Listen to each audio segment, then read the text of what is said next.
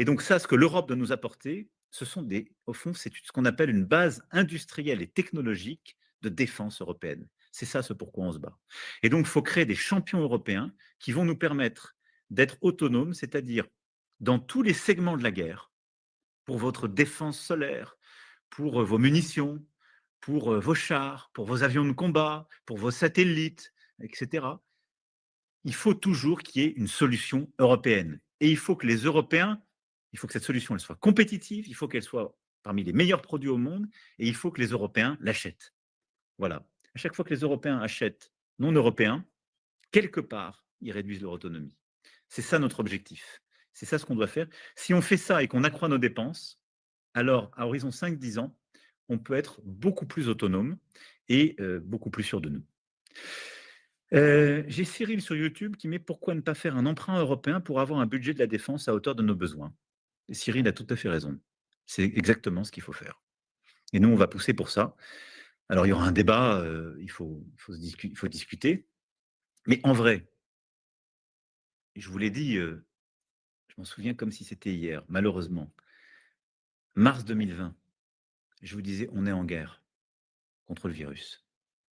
Una Rusia totalmente reforzada, rearmada, nos decía el presidente de la República Francesa, Emmanuel Macron, en este mensaje que está dando en este momento a los ciudadanos. El rearme de Rusia, esto es lo que más le ha preocupado. Luego ha dicho también la internacionalización del conflicto por parte de Rusia, al haber incorporado a tropas de Corea del Norte, algo que era impensable para Europa, decía. Era impensable para nosotros, ahora ya es una realidad, decía Macron.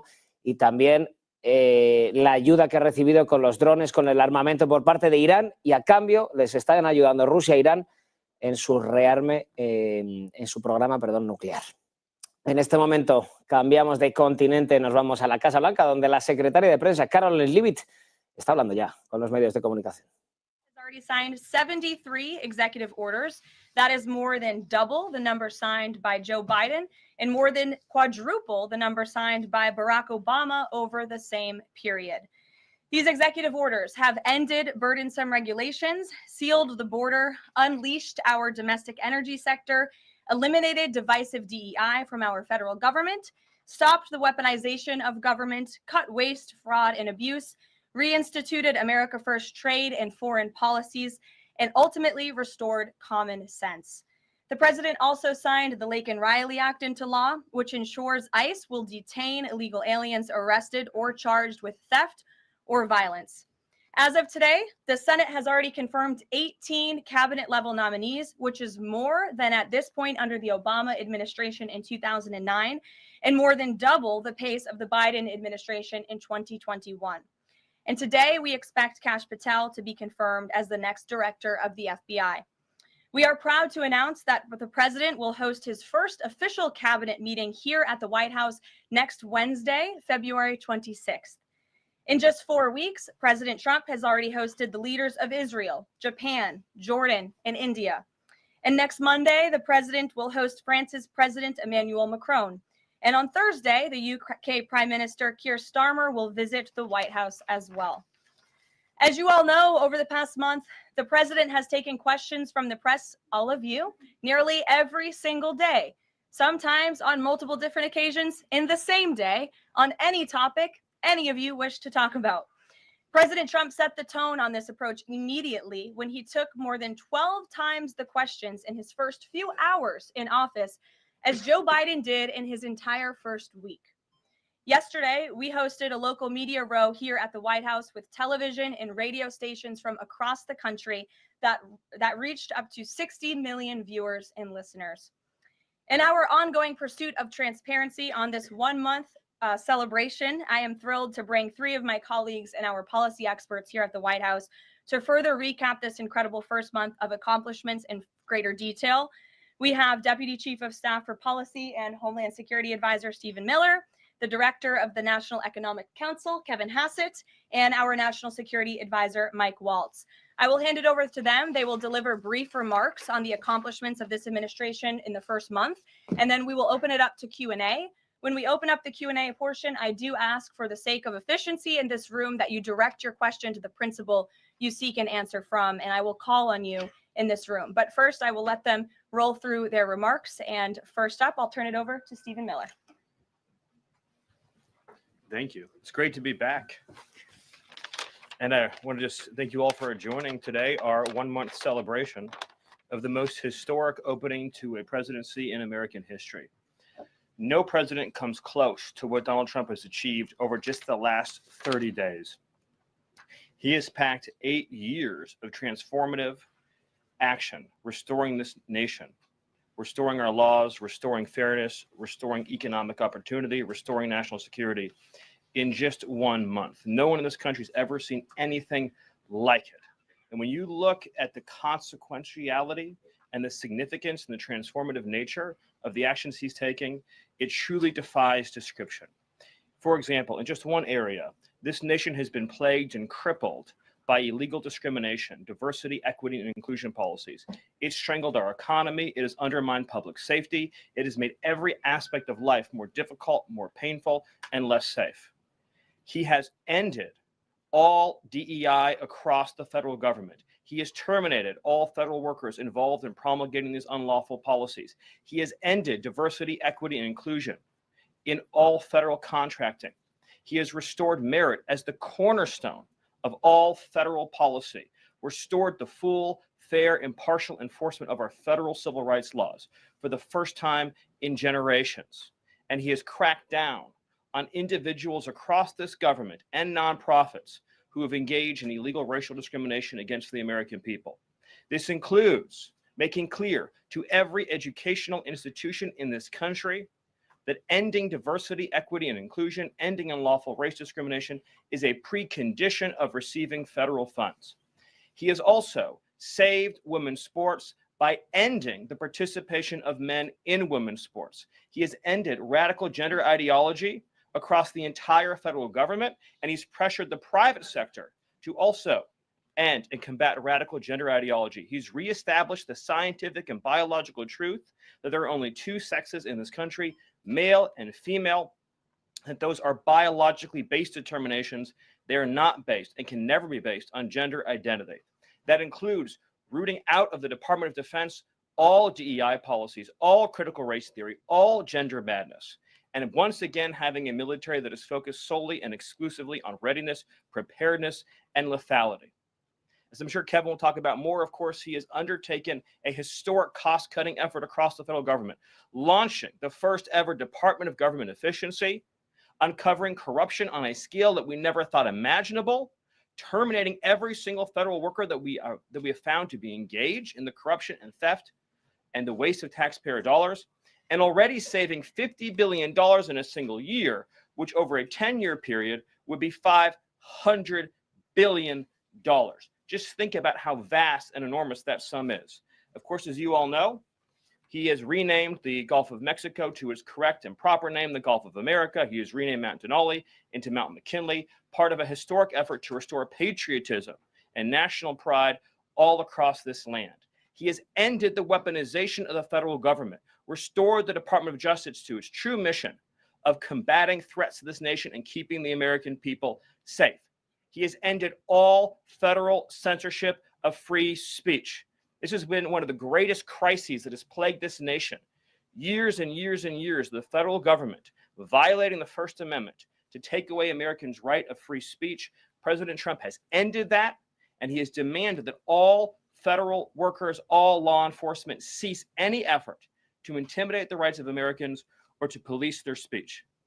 He has also restored the death penalty at the Department of Justice, including for illegal aliens who commit murder, including for those who murder cops, and including for all of those who threaten Americans with heinous acts of violence.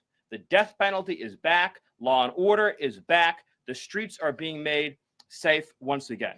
On the public health front, he has launched the nation's first ever commission, the MAHA Commission, Make America Healthy Again, following the historic confirmation of RFK Jr., to finally uncover the true root causes of the public health crisis in this country, the childhood disease epidemic in this country, the spiraling rates of pediatric cancer, and devastating childhood sickness. He has finally created a situation where the federal health agencies in this country will be focused on preventing disease, on keeping children from getting sick in the first place, not sending them to a lifetime in and out of hospitals, suffering needlessly, when we can find ways to prevent this epidemic of illness. Then, of course, on Homeland Security. Today, it is officially the law of the land at the conclusion of the congressional notification process that 6 Mexican cartels and 2 transnational gangs, Tren de Aragua or TDA and MS-13, so 8 organizations in total, are now formally designated as foreign terrorist organizations, which means that every single member of those organizations who operates on U.S. soil is now, as a legal matter, a terrorist, and they will be treated as terrorists. This is a sea change in U.S. policy, and this means the Department of Justice and the Department of Homeland Security, along with the rest of U.S. law enforcement and the Department of Defense, are now operating in a legal reality where these cartels are recognized as terrorists. And there will be a whole of government effort to remove these terrorists from our soil and to degrade their ability to threaten or undermine any American security or sovereignty interests. Border crossings, since the day he took office, are down 95%. I think it's almost impossible to even describe the scale and scope of that achievement. President Trump, within days of taking office, cut border crossings 95%. And those few who have dared to cross are being either prosecuted or deported. They're either facing significant jail time for trafficking, smuggling, harboring, aiding, impeding, or they're being immediately removed from our soil. Either way, at the end of the process, they are going home. He's re-implemented Remain in Mexico, and he has obtained historic cooperation from foreign countries all around the world in accepting their deportees back. And he has used the United States military to fully seal the southern border with a historic deployment of both active duty and National Guard troops, resumed the building of infrastructure. He has opened up Guantanamo Bay, and he's using military aircraft to carry out deportations all across this country. And ICE is joining with ATF, DEA, and FBI to carry out the largest deportation operation in American history. The criminals are going home. The border is sealed shut. America is safe, sovereign, proud, and free. We are a nation that everyone in the world understands all across this planet. You do not come here illegally. You will not get in. You will go to jail. You will go home. You will not succeed. This is the biggest and most successful change in any area of law enforcement that this nation has ever seen, and he did it in under 1 month. Thank you. Yes. Well, thank you, Caroline. Thank you, Stephen. One of the things that President Trump cares most about is job creation. And it was about 7 years ago, I had the honor of joining you in this room for the first time. And it looks like we've created a lot more jobs in the last month. Look at how many people are here. My estimate is about 180, but I didn't count. So thank you. It's really an honor to be back here. I think that I just want to go over a few things and then hand it off to Mike. The first thing is that the president has told us to prioritize fighting inflation. And he had to do that because, as you know, President Biden let inflation get completely out of control. And he did it with policies that made no sense. They made no sense. A lot of times people say to us, our friends, the journalists, why are you doing that? But I like to think, why did they do that? Why did they spend so much money? And then why did the Fed print so much money so that we had inflation as high as we've ever seen since Jimmy Carter? So why did they do that? So we're addressing inflation. We didn't have to address it in the first term because it was always in the ones, almost always. But we're going to get it back there. And how are we doing it? Well, we're doing it with a plan that President Trump and I and others have talked about in the Oval that involves like every level of fighting inflation. First, the macroeconomic level. We're cutting spending. We're cutting spending in negotiations with people on the Hill. We're cutting spending with the advice of our IT consultant, Elon Musk. And then we're also looking into supply side things, like restoring Trump's tax cuts, maybe even expensing new factories so that there's an explosion of supply. If you have an explosion of supply and a reduction in government demand, then inflation goes way down. And then one of the things that you want to say is, well, when are you going to see it? Well, the first thing that you'll see when the markets believe that we're going to get inflation under control is that the 10-year Treasury rate goes down, because that's how they think about future expected inflation. And so we're still going to see some memory of Biden's inflation. It's not going to go away in a month. But the 10-year Treasury before the last consumer price index had dropped about 40 basis points. 40 basis points because markets were optimistic about our ability to fight inflation. 40 basis points is kind of not a fun thing to say. Economists talk that way, I apologize. But the way to think about it is, for a typical mortgage, if that affects the mortgage rate, then it's going to save a typical family buying a house about $1,000 a year. And that's just in our first month. Okay. The second thing we've done is we've had a lot of trade talks. In fact, I was just meeting a minister from Mexico with Howard Lutnick just a couple of hours ago. And we're talking about reciprocal trade, and we're also talking about the fentanyl crisis. And so reciprocal trade is about our government treating other governments the way they treat us. We want trade to be fair. It turns out that Americans have been disadvantaged by foreign governments over and over, and President Trump wants it to stop. And the fact that struck me as most noticeable when I started to look at what President Trump was asking us to do is that last year we have data, US companies paid $370 billion in taxes to foreign governments. $370 billion. Last year. Pendientes de la comparecencia de la Casa Blanca, el balance del primer mes de Donald Trump, precisamente como presidente de Estados Unidos. Vamos con una última hora importante. El Washington Post informa en estos momentos de que están evacuando el centro Kennedy. Habla de una amenaza de bomba en el lugar. La policía del parque está en el centro en estos momentos con unidades caninas de respuesta buscando explosivos en estos momentos, como decimos, en el centro Kennedy. Es la noticia de última hora. El Washington Post está informando precisamente en este sentido. Varios medios se hacen eco ya de esta información. Al parecer, la policía metropolitana estaría en estos momentos buscando explosivos en Regent Street. Hablan de que el centro Kennedy ha sido evacuado hace apenas unos minutos cuando la policía de Washington DC ha recibido una amenaza de bomba. Hablan de que habría sido hace más o menos unas 2 horas, es lo que está apuntando en estos momentos el portavoz. Hablan de una amenaza de bomba. Vemos también, por ejemplo, a Fox News, que está ya también informando en este sentido. Amenaza de bomba en el centro Kennedy. La policía metropolitana ha evacuado la zona. Al parecer también hay algunas carreteras cerradas. Es la información preliminar que tenemos en estos momentos. Se habla de que la policía ha recibido un aviso hace unas 2 horas. Hablan de una de las calles principales, refiriéndose en este caso a Regent Street, y hablan, bueno, precisamente de esta inquietud, esta alarma en Estados Unidos ante una amenaza de bomba en un sitio emblemático, en el centro Kennedy. Seguimos pendientes del desarrollo de esta noticia, de esta última hora, mirando también precisamente si hay algún tipo de aclaración en esta comparecencia de la Casa Blanca. Caroline Leavitt, Stephen Miller, dando cuenta del primer mes, el balance de la llegada de Donald Trump a la Casa Blanca. For the first time in years with the Russians and talked about a path forward with peace. On top of that, and one of the things that led to that was the tremendous confidence building measure that we had with the release of Mark Fogel.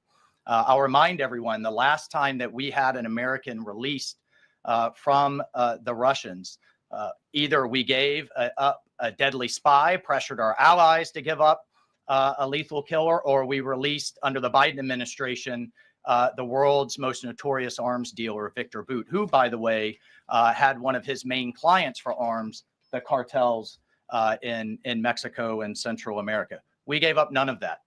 This was released as a confidence building measure, working with our great Middle East envoy, Steve Witkoff, and our Secretary of State as a first step towards opening these talks and then moving forward towards peace. On top of that, we've secured just in a month the return of 12 American hostages from Russia, from Bulgaria, from Venezuela, the Taliban, and Hamas. Excuse me, that's from Belarus, not Bulgaria. We also had, for the first time in quite some time, we took out a senior leader of ISIS, an international financier and recruiter that the military had been trying to take out for quite some time and wasn't able to do so, frankly, because of a bureaucratic approval process. President Trump said, take him out, and that ISIS financier and leader is no longer on this earth. We've also taken action to eliminate other terrorist organizations in the Middle East. We drove, before the president was even in office, he started talking consequences for people that would hold Americans. Heretofore, there's been nothing but upside. You take an American, you get some better deal. You take another one, maybe you get a better deal. No more.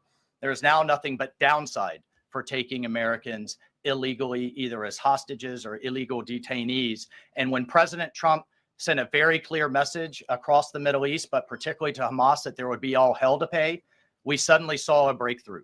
And now we just saw the release of yet another group of hostages. There have been dozens now, including 2 Americans that we've seen once again reunited with their families. As part of the talks with King Abdullah, he offered, and I think the entire world is graciously accepted, to take 2,000 sick children, cancer patients, and others out of Gaza as a humanitarian gesture.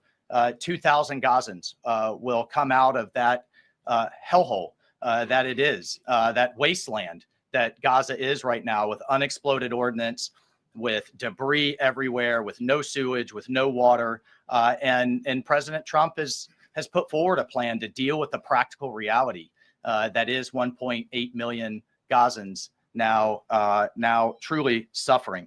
And then, just to bring it back to our own hemisphere, we've seen literally in the last month, after years of national security experts, the generals in charge, and others testifying and ringing the alarm bells about the Chinese Communist Party's presence in our own hemisphere, particularly in the Panama Canal. We're seeing the leadership of Panama step away from the Belt and Road program, move away from China and back towards the United States, and even enter into talks and other negotiations about addressing the ports on either side of the canal. And then finally, last but not least, we've had 4 world leaders in the White House, in the Oval Office. We've had the Prime Minister of Japan, the Prime Minister of India, the King of Jordan, and of course, the Prime Minister of Israel, just in the last 4 weeks. And next week, we'll have the Prime Minister of the United Kingdom, and we'll have the President of France, Macron. So President Trump is on what we call Trump warp speed. We are all honored to be really serving under his leadership and his vision. And truly, when we all say, and the president himself says, he is a president of peace. He is a president focused on restoring stability. I think the entire world saw what the world would look like without strong American leadership in the last 4 years. And it's truly been an honor to get us back to where we were and back on track under President Trump's leadership. Thank you, Mike. Thank you. Thank you, everybody. I'm sure you're very eager to ask questions of these very smart people working very hard on behalf of the president. We do have somebody in our new media seat today. We have John Stoll, who is the head of news at X. As you all know, you're all on X. It's home to hundreds of millions of users, a large contingent of independent journalists and news organizations across geographies and political spectrums. And at the same time, X remains the go-to platform for many legacy news outlets. And I know, as I mentioned, many of the reporters in this room use X to attract eyeballs to your work. Prior to joining X, John spent 2 decades in journalism, including several years as an editor at the Wall Street Journal. We are excited to have him in the briefing room today. John, we'll let you kick it off. And as I said at the top, please direct your question to the individual up here who you'd like an answer from. John, why don't you begin? All right, thank you very much. I am sitting in for a thriving ecosystem of journalists, independent and emerging news organizations who do depend on X for publicity, for a business model. And so I look forward to seeing many of them in this seat in months and years to come. I also thank you, Caroline, for opening this seat up to new media. It really is a testament not only to your open-mindedness, but also to innovation, that you'd actually think about, folks that are not traditionally credentialed to be in this room, and not only have a question, but also to witness. This is a very important intersection of power and the free press. And so just the ability to witness this and be part of it, it brings everybody's game up. So thank you for that. I think this is for Mike Waltz. My question is about Ukraine. Sure. For about more than 10 years, I've been fascinated, like many, with what's going on. Was in Northern Europe, working out of the Baltics when Crimea was annexed, and was a lot of this came on Twitter. The platform used to be known as Twitter. Was a lot of European leaders would talk about their disappointment and solidarity with Ukraine. But when it came to actually doing something, it felt like they were passing a hot potato and sent it over the Atlantic. I wonder how much of what we're seeing right now out of the administration of President Trump is a call to Europe and the European leaders and the allies that we've traditionally had to pick up that hot potato and start doing something a little bit more concrete to win and preserve the peace in Ukraine. The second question I have is, it's related, is there's been a lot of speculation that President Trump and the administration might be manipulated by Vladimir Putin. I wonder if you can just talk a little bit about the administration's posture and your confidence in the competence of this administration to go toe-to-toe with Vladimir Putin. Well, if there's I'll take the second question first. If there's anybody in this world that can go toe-to-toe with Putin, that could go toe-to-toe with Xi, that could go toe-to-toe with Kim Jong-un, and we could keep going down the list, it's Donald J. Trump. He is the deal maker in chief. There is no question that he is the commander in chief.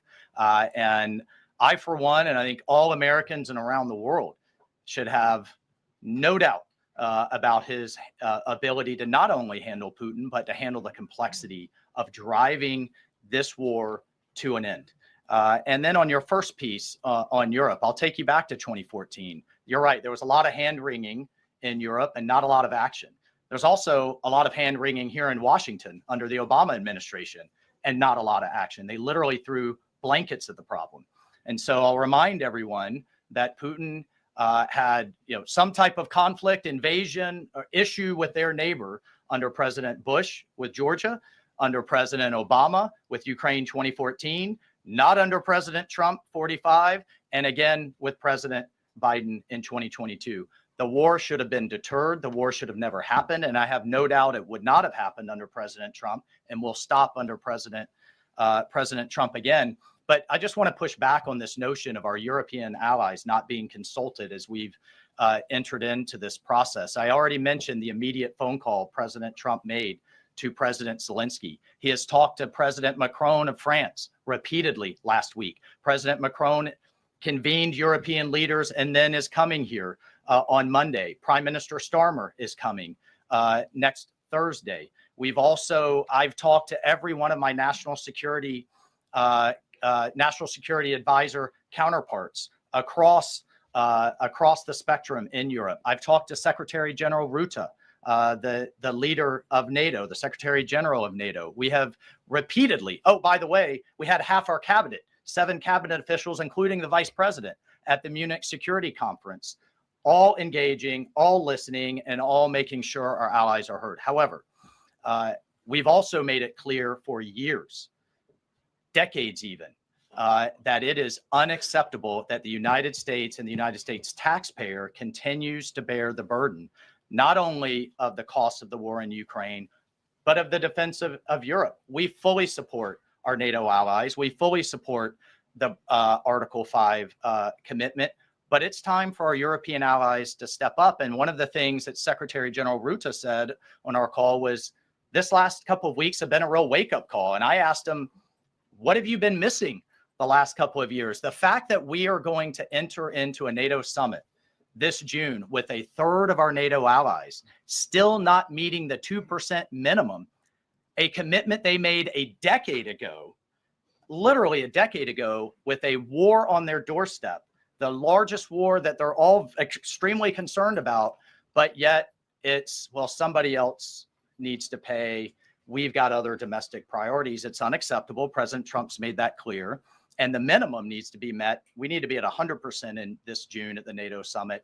And then let's talk about exceeding it, which is what President Trump has been talking about with 5% of GDP. Europe needs to step up for their own defense as a partner, and we can be friends and allies and have those tough conversations. Great. Peter. Thank you, Caroline. I have a Ukraine one and a Doge one. Who can talk Doge? All of us. Well, so Stephen, we're hearing about these Doge dividend checks that would be 20% back to taxpayers, 20% to pay down the debt, 60% is left. Who gets that? Well, the way that it works is when you achieve savings, you can either return it to taxpayers, you can return it to our debtors, or it can be cycled into next year's budget, and then it just lowers the overall baseline for next year. So in other words, you can just transfer into the next fiscal window and then lower the overall spending level. And that means that you can achieve a permanent savings that way, and that reduces the deficit. And when is it that people might see those checks? Well, this is all going to be worked on through the reconciliation process with Congress that's going underway right now. As you've seen, the Senate's moving a bill, the House is moving a bill. The president has great confidence in both chambers to deliver on his priorities. I would just take this opportunity to note that President Trump has made a historic commitment to the working class of this country to fight for major tax relief and major price relief. And cutting spending, as Doge is doing, and cutting taxes is the key to delivering on both of those promises. And President Trump is resolutely committed to doing both. Thank you. And on Ukraine, I guess this is for Mike. Sure. After the president's post on Truth Social yesterday, need to know, who does he think is more responsible for the Russian invasion of Ukraine, Putin or Zelensky? Well, look, his goal, Peter, is to bring this war to an end, period.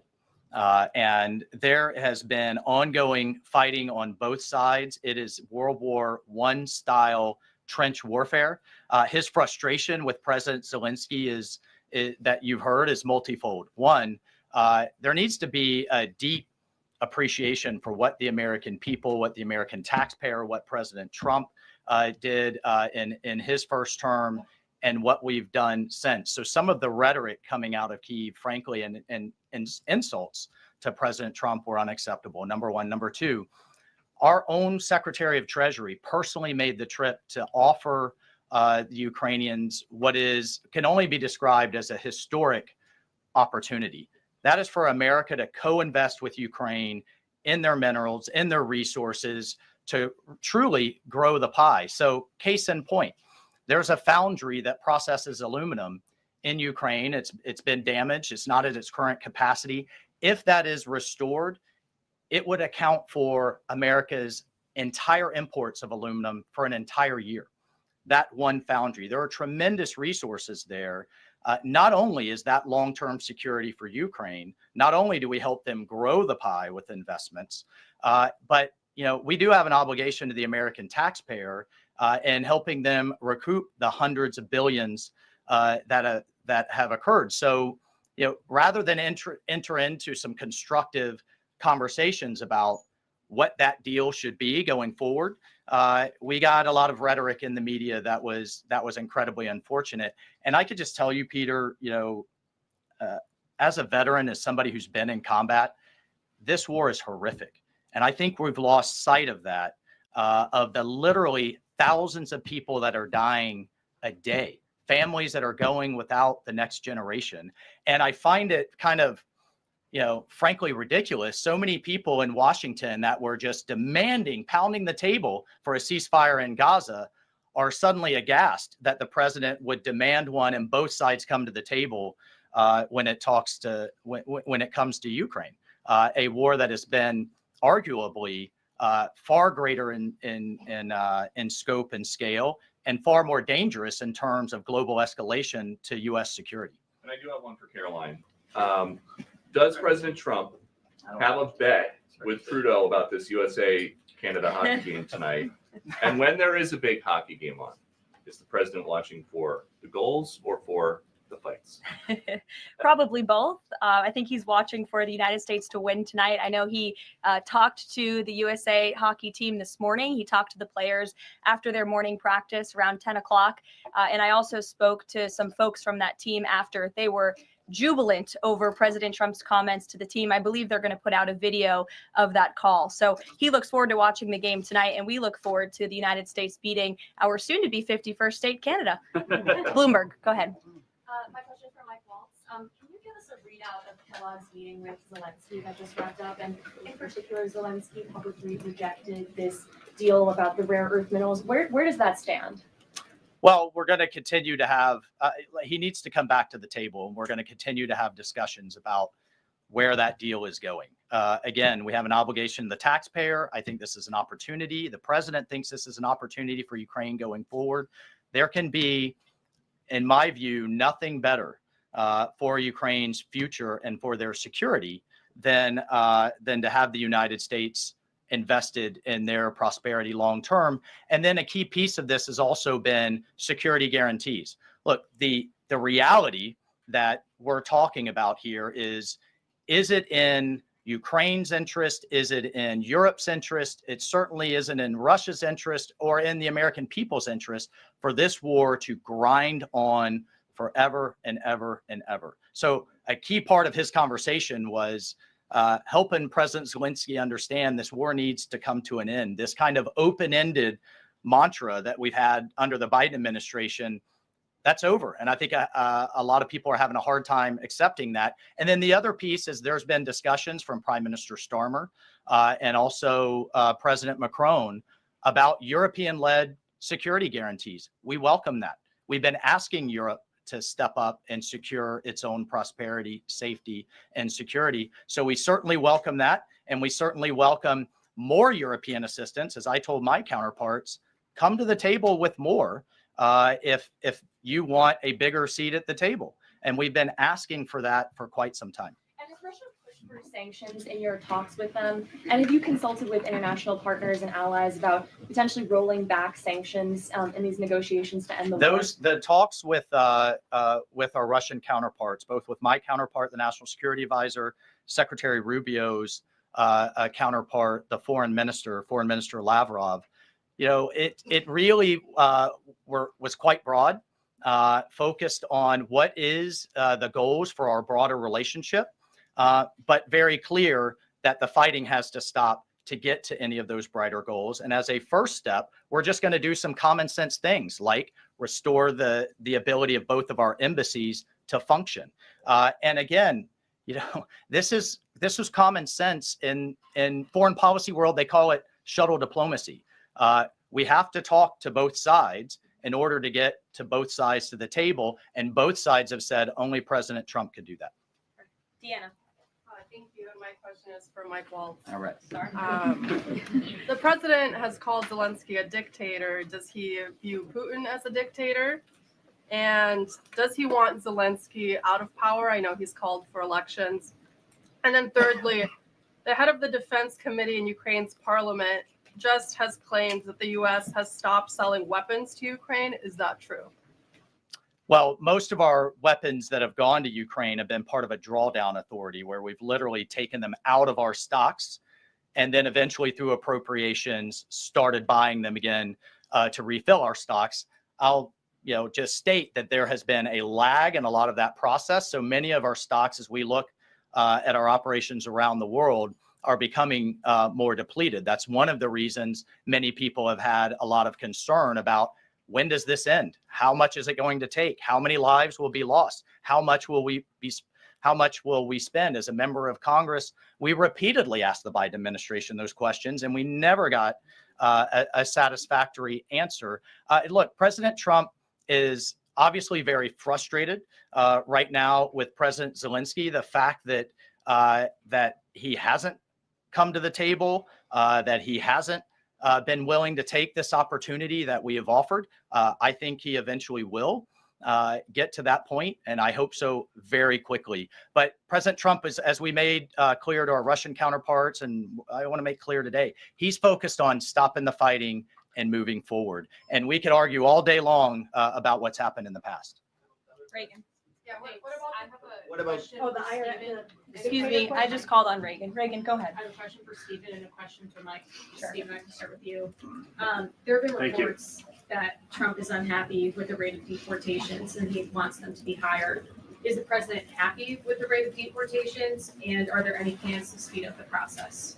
Well, first of all, we all appreciate the encouragement from the media to deport as many illegal aliens as humanly possible. So thank you. And I will promise you that the full might of the Department of Homeland Security, the Department of Justice, the Department of Defense, and every element and instrument of national power will be used to remove, with speed, all criminal illegals from the soil of the United States of America, to enforce final removal orders, and to ensure that this country is for American citizens and those who legally belong in this country.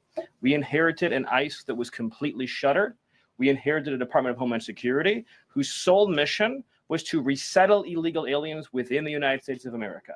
In 30 days, the president sealed the border shut, declared the cartels to be terrorist organizations, has increased ICE deportations to levels not seen in decades, and we are shortly on the verge of achieving a pace and speed of deportations this country has never before seen. Thank you. And Mike, there have been reports that there's some underground opposition to Trump's pick for Undersecretary of Defense and Policy, Elbridge Colby. Have you or anyone from the administration been personally lobbying senators to support Elbridge Colby? Look, I've worked with Bridge Colby in the past. He has the president's full support to be the Undersecretary of Policy, which will be a critical policy arm for Secretary Hegseth going forward that will implement a lot of these policies. And really, that's been to the extent of it. I think there's been a lot of kind of, breathless, back and forth in the press, but we're full speed ahead to get the president's team in place so we can implement his America First policy. Thank you. Mike has spoken pretty extensively. Does anybody have questions for Stephen or for Mr. Hassett? Nobody wants to talk about the economy? Sure. IRS? Okay, go ahead. This would be for either one of you. So we reported, several other outlets have reported that about 3,500 people are due to be lose their jobs at the IRS by the end of the week. If the goal of these spending cuts across the federal government has been to reduce the debt, why impose some of the deepest cuts we've seen so far at the agency responsible for raising revenue for the federal government? Well, I think our objective is to make sure that the employees that we pay are being productive and effective. And there are many, more than 100,000 people working to collect taxes, and not all of them are fully occupied. And the Treasury Secretary is studying the matter and feels like 3,500 is a small number, and probably can get bigger, especially as we improve the IT at the IRS. And so I think that it's absolutely something that is on the table for good reasons. And the point is that don't just talk about the IRS, talk about all of government. That there are so many places. I live in DC, you maybe live in DC, where nobody's going to the buildings. People aren't commuting because nobody's doing their job. We look back and we see that there are all these people doing two jobs while they're getting a government payroll on the payroll. So the point is we're fixing that, and the IRS is a small part of that picture. So you're saying that everybody who's being let go was doing a bad job? I'm saying that we're studying every agency and deciding who to let go and why. And we're doing so very rationally with a lot of support from analysis. Because we're being told by a lot of people who have been let go at other agencies that they were told they were being dismissed because of poor performance, when in some cases they haven't even had a performance review yet because they've only been on the job a couple of months. Yeah, I've never seen a person who was laid off for poor performance say that they were performing poorly. Okay. Carolyn, good point. Sure, Caitlin. I have a question. I'll start with you, Kevin Hassett. Thank you for being here. And then I've got a question for Mr. Waltz. On these potential checks that you might send out from Doge, is there a concern as you're thinking through this that they could be inflationary?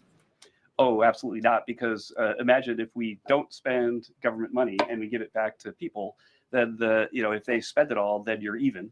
But they're probably going to save a lot of it, in which case you're reducing inflation. Okay, and also, when the government spends a lot, that's what creates inflation. We learned that from Joe Biden. And so if we reduce government spending, then that's reduces inflation. And if you give people money, then they're going to save a bunch of it. And when they save it, then that also reduces demand and reduces inflation. Okay, so you're not worried about it. And No, Mr. Waltz, to follow up on Peter's question, you wrote in an op-ed in the fall of 2023 that, quote, Putin is to blame, certainly like Al-Qaeda was to blame for 9/11. Mm-hmm. Do you still feel that way now, or do you share the president's assessment as he says Ukraine is to blame for the start of this war? Well, it shouldn't surprise you that I share the president's assessment on all kinds of issues. What I wrote as a member of Congress was as a former member of Congress. Look, what I share the president's assessment on is that the war has to end. And what comes with that? What comes with that should be, at some point, elections. What comes with that should be peace. What comes with that is prosperity that we've just offered in this natural resources and economic partnership arrangement, an end to the killing and European security and security for the world. The president's not only determined to do that in Europe, he's determined to do it in the Middle East. And just a few months ago, we had an administration that had tried for 15 months, week after week, sitting with you here and couldn't get us to a ceasefire, couldn't get our hostages out. Now we're at that point. We're back to maximum pressure on Iran, and we have just begun, and we will drive towards a ceasefire and all of those other steps. I'm not going to pre-negotiate or get ahead of the sequencing of all of that. It's a very delicate situation, but this is a president of peace, and who here would argue against peace? Okay, so you do share that assessment. And can I follow up? In 2017, Go ahead, then Jordan. President Trump. Go ahead. Can I just follow up Thank really you. You quick? just had 2 questions, Kate. Can I Jordan, just- go ahead. Mr. I have an Hassett. important follow-up. Jordan, from my go colleagues. ahead. So, Go ahead. Mr. Hassett, you were speaking about tariff revenue, and you also addressed a question about the IRS. President Trump has spoken about replacing income tax with tariff revenue, especially with all this waste, fraud, and abuse that we're seeing cut. Is that a possibility? Absolutely. And in fact, if you think about the China tariff revenue that we're estimating is coming in from the 10% that we just added, plus the de minimis thing, that it's between $500 billion and $1 trillion over 10 years is our estimate. And that's something that is outside of the reductions that markets are seeing through the negotiations up on the Hill. And so we expect that the tariff revenue is actually going to make it much easier for Republicans to pass a bill. And that was the president's plan all along. And then I have a question for Stephen Miller about Doge. So you spoke about Doge. You said roughly $50 billion is set to be cut in a year of waste, fraud, and abuse by unelected bureaucrats. We're hearing this ironic narrative from the president's critics and the left-wing media that Elon Musk is an unelected bureaucrat and he's doing all this terrible stuff. Isn't one of Doge's objectives to get rid of the federal bureaucracy, the deep state, and also who was running the White House when Joe Biden was in office? Because I don't know a single person who believes it was Joe Biden. You're tempting me to say some very harsh things about some of our media friends. Yes, it is true that many of the people in this room for 4 years failed to cover the fact that Joe Biden was mentally incompetent and was not running the country. It is also true that many people in this room who have used this talking point that Elon is not elected fail to understand how government works. So I'm glad for the opportunity for a brief civics lesson. A president is elected by the whole American people. He's the only official in the entire government that is elected by the entire nation, right? Judges are appointed, members of Congress are elected at the district or state level, which is one man. And the Constitution, Article 2, has a clause known as the vesting clause. And it says the executive power shall be vested in a president, singular. The whole will of democracy is imbued into the elected president. That president then appoints staff to then impose that democratic will onto the government. The threat to democracy, indeed the existential threat to democracy, is the unelected bureaucracy of lifetime tenured civil servants who believe they answer to no one, who believe they can do whatever they want without consequence, who believe they can set their own agenda no matter what Americans vote for. So Americans vote for radical FBI reform, and FBI agents say they don't want to change. Or Americans vote for radical reform on our energy policies, but EPA bureaucrats say they don't want to change. Or Americans vote to end DEI, racist DEI policies, and lawyers at the Department of Justice say they don't want to change. What President Trump is doing is he is removing federal bureaucrats who are defying democracy by failing to implement his lawful orders, which are the will of the whole American people. Thank you. Thank you very much, everybody. I'm looking at the clock. We've almost had an hour of time. I know a couple of these individuals have a meeting to get to at 2 p.m. So you're welcome to follow up with my team for further questions. We're going to let these guys get back to running the United States government. And we will see you all later. President Trump will be speaking at 3 o'clock at the Black History Month reception. So thank you. It's good to see you. We'll see you in a bit. Thanks. Are you watching the Black History Month reception, Mr. Miller? Stephen, on the fraud, should we expect indictments or the indictments coming from?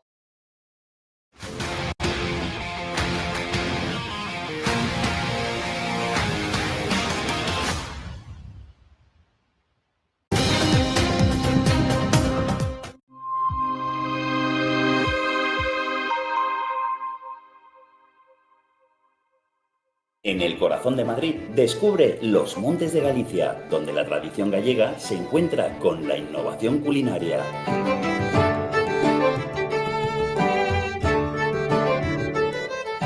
Saborea nuestros mariscos frescos, carnes jugosas y postres caseros.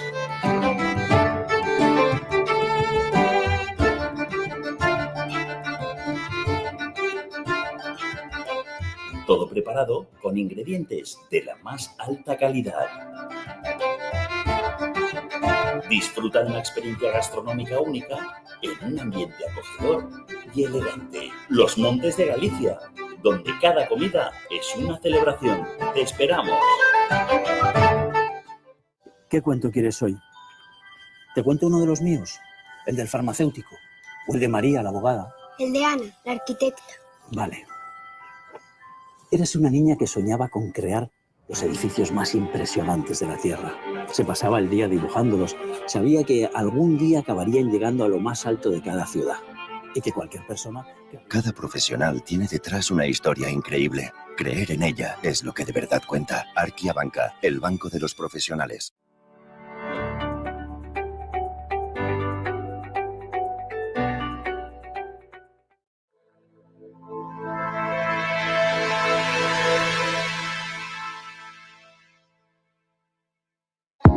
La Reserva Federal de Estados Unidos, o simplemente la Fed, es el banco central del país norteamericano. Es el responsable de supervisar y manejar la política monetaria del país. Fue creado en el año 1913 con el objetivo de proporcionar estabilidad financiera y económica tras varias crisis bancarias. La Fed desempeña un papel crucial en la economía estadounidense y también a nivel global, ya que regula el suministro de dinero, establece los tipos de interés y supervisa a los bancos comerciales. Las principales funciones de la Reserva Federal se pueden resumir en materia de política monetaria, ajustando los tipos de interés, lo que influye en el coste del crédito y en la cantidad de dinero disponible en la economía. Esto se hace para controlar la inflación y fomentar el crecimiento económico. También se dedica a la supervisión bancaria, regulando y supervisando a los bancos para garantizar la seguridad y estabilidad del sistema financiero.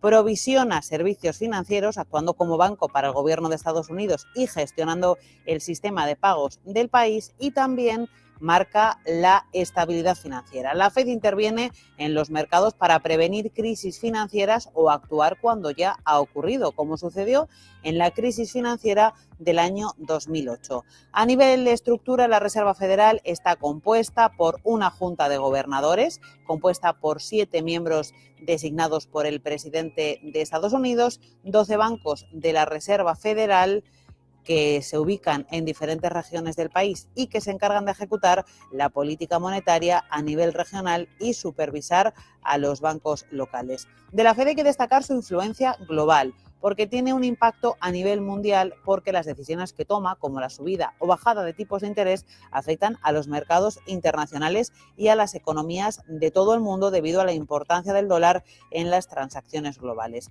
En resumen, la Reserva Federal es una institución clave para mantener la estabilidad económica y financiera en Estados Unidos y en el contexto global.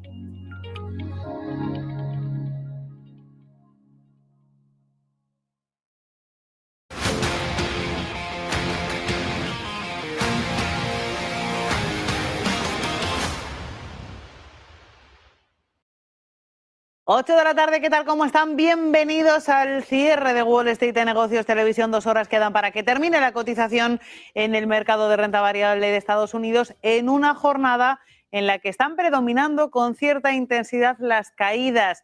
La sesión ha empezado en la Bolsa de Nueva York a las 2:30 de la tarde, hora central europea, a las 3:30, perdón, con estabilidad, con caídas pero muy moderadas que han ido acrecentándose.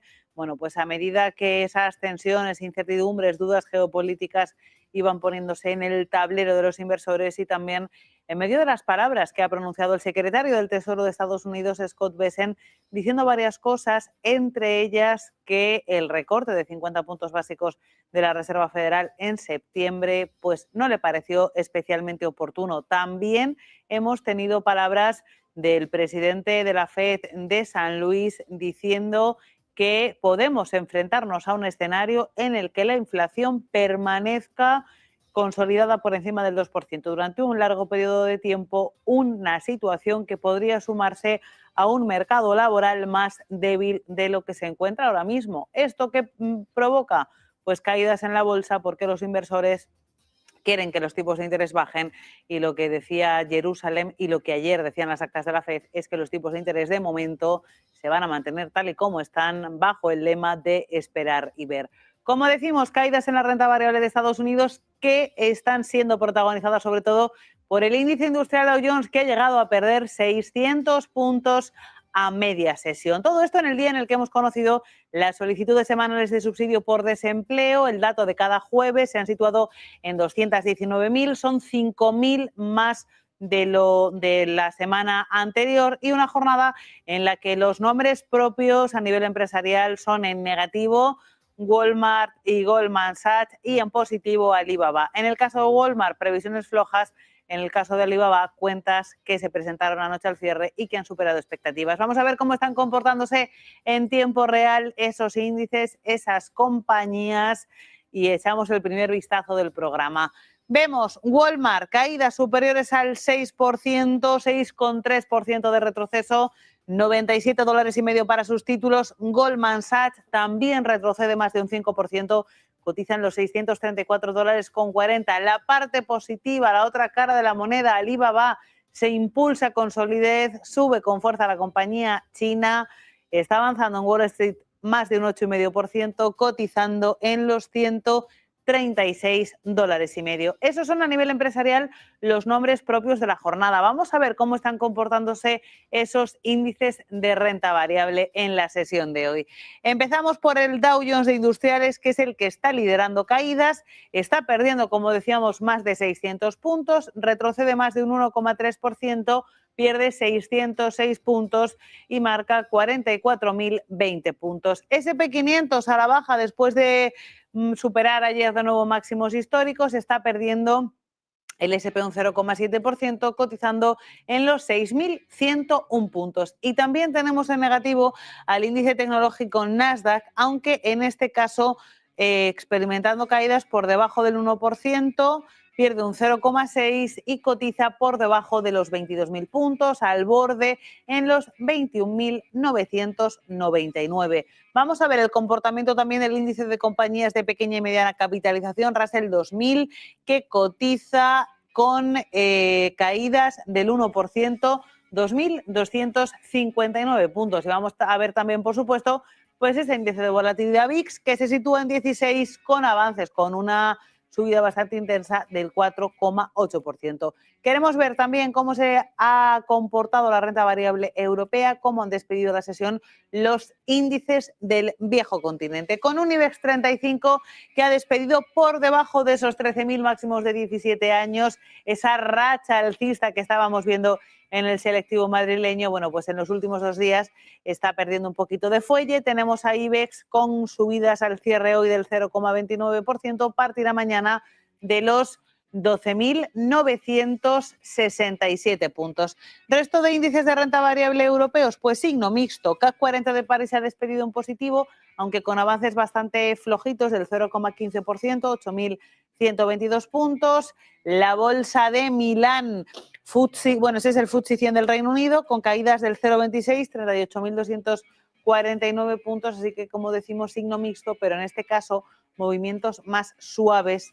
que los del FTSE, el FTSE 100, pues como veíamos, caídas también de medio punto, pues eso, movimientos más suaves que los que estamos viendo en Wall Street.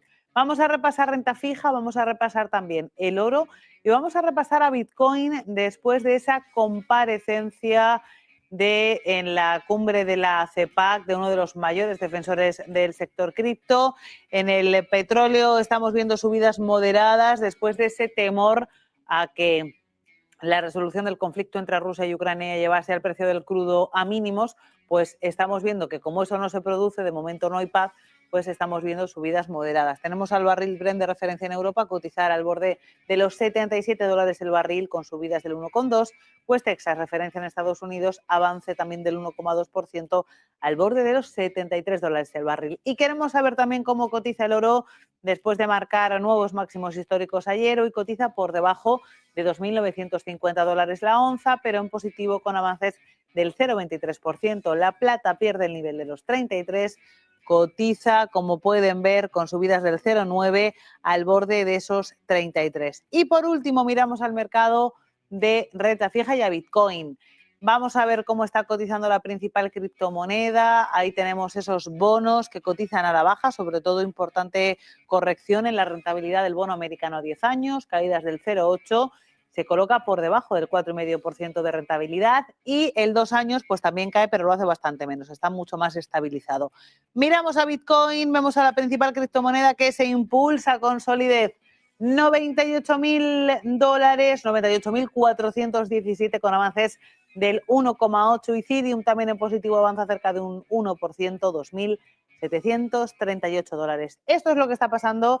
Estamos pendientes de esa cumbre de la CEPAC que se está celebrando en Washington. Vamos a contarles últimas horas aquí en el cierre de Wall Street.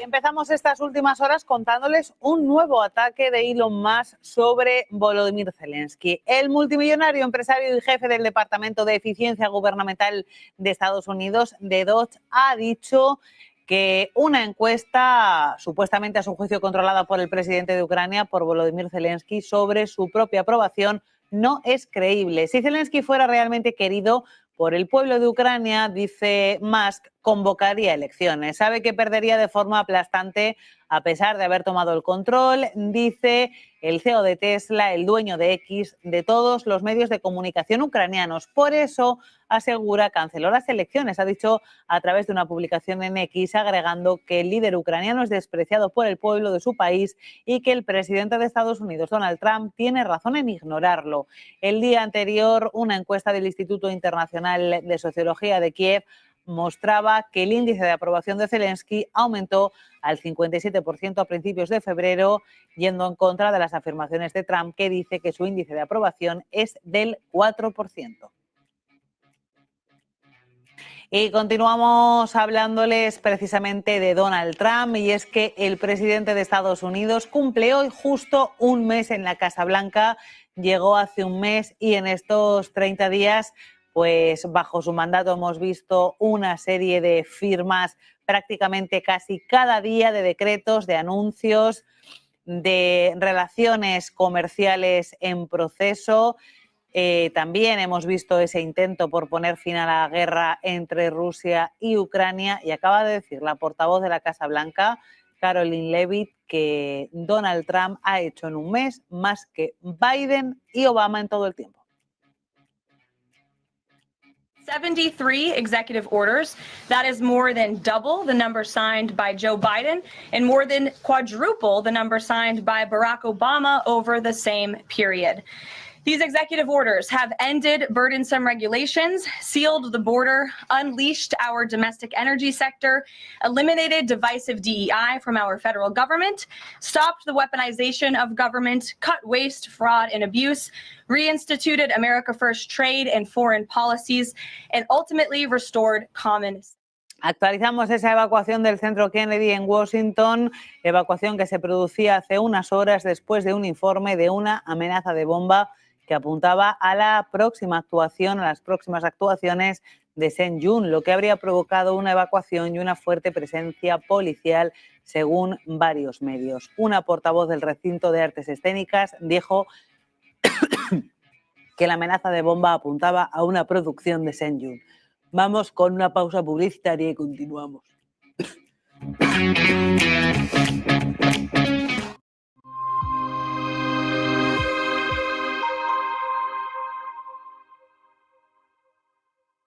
Recibes un mensaje alarmante de tu inquilino en el que te informa que no puede pagar el alquiler. No te preocupes, SEAC está aquí para ayudarte. Nuestro equipo te asegura que recibirás tu renta a tiempo. Con SEAC, tu renta está protegida. Recibes el ingreso en tu cuenta como siempre. Disfruta de la tranquilidad sabiendo que SEAC maneja el imprevisto por ti. Alquila tranquilo. SEAC responde. Creemos que la sociedad actual necesita más arte y más color. Le da a la gente la oportunidad de asimilar diferentes perspectivas. Es realmente un placer pintar este cuadro, porque es una hermosa imagen para comenzar. Lo último que pintaremos es el auricular en vez del pendiente. Using a classic and merging it with modern. This is very provoking. ¿Sabes lo importante de tener la mejor información para la toma de decisiones? ¿Sabes? En esas reuniones